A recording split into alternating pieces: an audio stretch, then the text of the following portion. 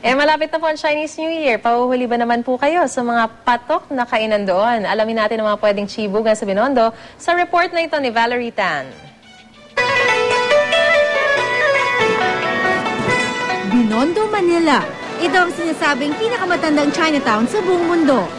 1594 pa na magsimulang manirahan dito ang mga dayuhang Chinese. At hanggang ngayon, buhay na buhay pa rin ang kulturang Chino sa lugar na ito. Mula sa mga tradisyon at paniniwala, hanggang sa mga dayuhang pagkain na kalaunay naging bahagi na rin ng ating kultura. Nandito tayo ngayon sa Ongpin Street, ang pinakasikat na kalye dito sa Chinatown. Hindi lamang ito nagsisilbi na cultural at commercial district, kundi isang residential area na rin para sa maraming Chinoy. At ngayong nalalapit na ang pagdiriwang ng Chinese New Year, samahan ninyo kong libutin ang Chinatown. Kasama ko ngayon si Van Mandy, isang cultural guide sa Old Manila Walks na gumagawa ng food tours dito sa Chinatown. Ivan, bakit nga ba napaka-interesting para sa maraming tao itong Binondo Chinatown? Kasi ang Binondo makasaysayan. Tapos kung titingnan mo, meron siyang parang sariling kultura na sarili niya, no? Yung Chinoy nga. So, ang pumunta ka dito, parang panibagong karanasan. Hindi lang sa kasaysayan, no? Meron din sa pagkain.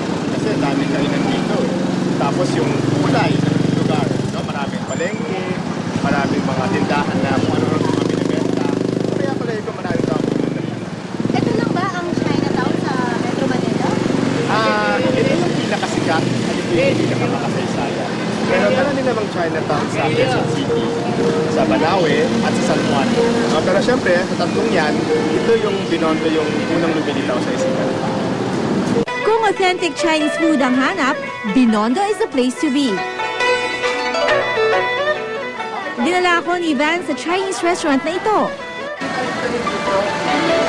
Isang nakakatuwa dito sa Chinatown, yung mga restaurants dito na nagsiserve ng Chinese food, ang mga cooks ay Pinoy. Isa lamang ito sa napakaraming restaurant na nagkikater ng Chinese cuisine.